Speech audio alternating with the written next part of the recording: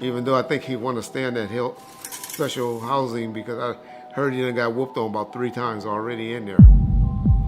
And I got that confirmed from a very, very good source. But nothing major, just, kicked, stumped, hit. There were rumors floating around that he was attacked in jail. I heard that too. Is there any truth in that? People that I know, I lived in Vegas. I moved to Vegas in '99. And I knew a lot of guys out there. I was in the motorcycle club the whole time, the whole thing. And one of my club brothers, a friend of mine, told me that it happened. And then I heard it from Reggie. Okay. So I'm like, okay, that might be true. Keefe D's life seems to be in danger. Rumors have been floating around that he's a small fish in a very big pond behind bars. But Keefe managed to send out a message from his jail cell letting us know what's really going on with him at these crucial moments of his life, and it ain't pretty Vegas. Is different from what he expected. You peep this. It's been a whopping 27 years since Tupac got hit up in that drive-by chaos in Vegas. You feel me now, get this? The cops just hauled in a dude tied to the whole Duane Davis, aka Keefe D, a Southside Compton Crips member, who's been talking like he witnessed the whole deal, got nabbed on September 29. So back in July, the cops rolled up on Keefe D's spot, looking for laptops and gadgets. Room has it a grand jury had been eyeballing the evidence for months. Keefe D's been spilling the tea about the shooting for a minute, even dropped it in a 2019 memoir called Compton Street Legend. And get this, he's the uncle of Orlando Baby Lane Anderson, the dude suspected of popping off Tupac.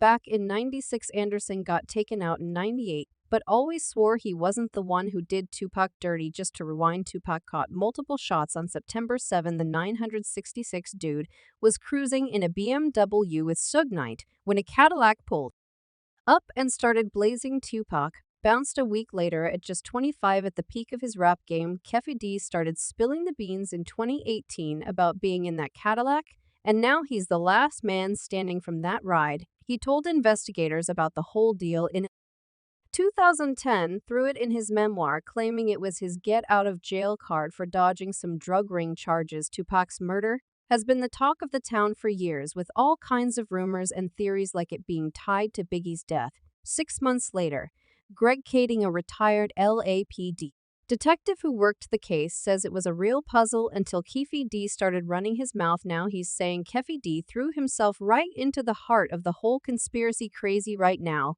Who's this Keefe D cat and how did he get caught up in the biggest case in LA police history? Now that's a gang story for the books. My friend PD, born on June 14, the 63, is as deep in the California gang scene, repping the Southside Compton Crips. His life's a wild ride of gang life, personal losses, and a good chunk of time spent behind bars. Growing up with a massive crew of 6 brothers and 6 sisters, Keefe D's childhood was all about that gang vibe. His mom passed from colon cancer in 1980 when he was just 15. Check this out in his 2018 memoir. Keefe D spilled that in 2014 he got the same cancer that took his mom. Crazy twist, right? But lucky or not, he's in remission now. If he gets tagged for something, he might end up doing time. Cancer's no joke. Besides losing his mom, Keefe D went through some real tough family hits too.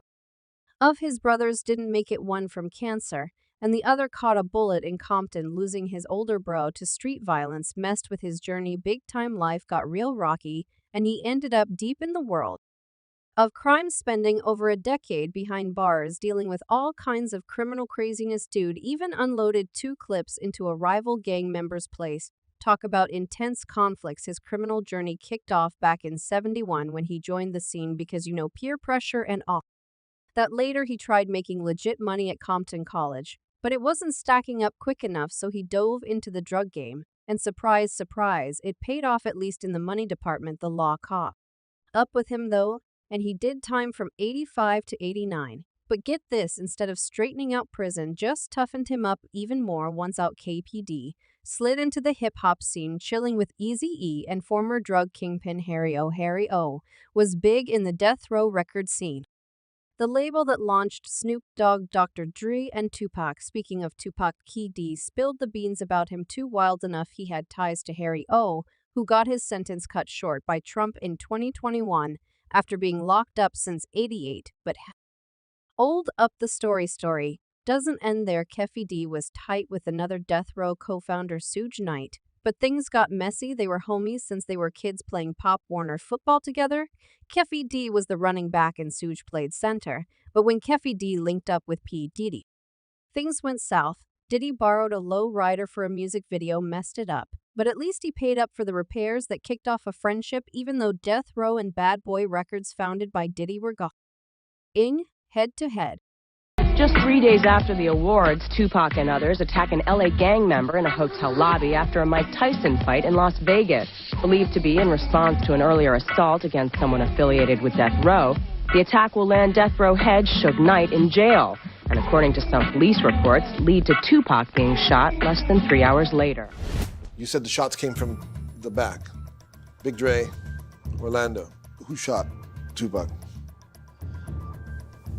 The Keefe for the code of the streets. It just came from the backseat, bro. Here's the wild part. Keefe D kind of brought this mess on himself. His Compton Street Legend memoir spilled all the tea about his supposed role in Tupac's murder. In that book, he straight up bragged about being one of the only living witnesses alongside Suge Knight, the big shot from Death Row Records, who was rolling with Tupac. Keefe D's memoir and all the interviews he did after dropping the book basically put a bullseye on his back. So the Las Vegas police, all amped up by Keefe D's book and interview, decided to take another swing at the case this past summer. In the memoir, Keefe D dishes what he claims went down before the shooting. Tupac and Suge Knight were in Vegas for a brawl, and things got heated in the hotel lobby when they crossed paths with Orlando Baby Lane Anderson, a Southside Compton CP. According to Keefe D, Knight's crew went after Anderson, caught on camera, and then they rolled to a joint called Club 662. As per Keefe D, they waited outside, but eventually hit up another spot called the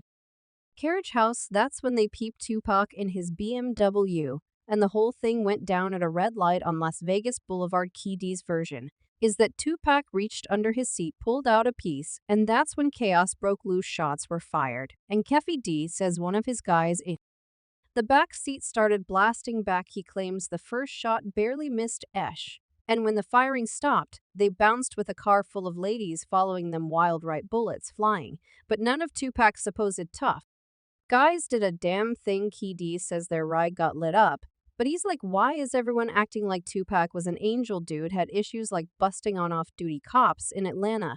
They ditched their shot-up car knowing the cops would be on their tail. Now here's the kicker. He's saying he wasn't one of the shooters in the book. He doesn't draw names, but in interviews he spills that his nephew Orlando Baby Lane Anderson was the one who hit Tupac. Anderson had beef with Tupac before, and later got smoked in 9/8.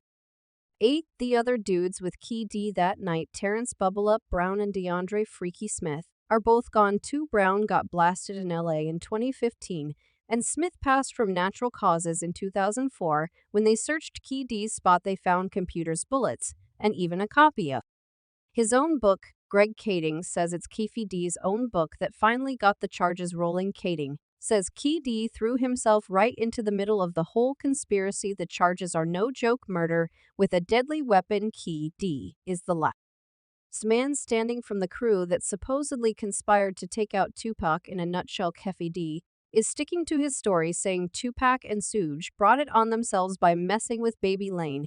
He's coming with this street perspective, calling the killings collateral DC damage. Now he's feeling some regret for Tupac's fam and fans, especially his mom, Amy Shakur.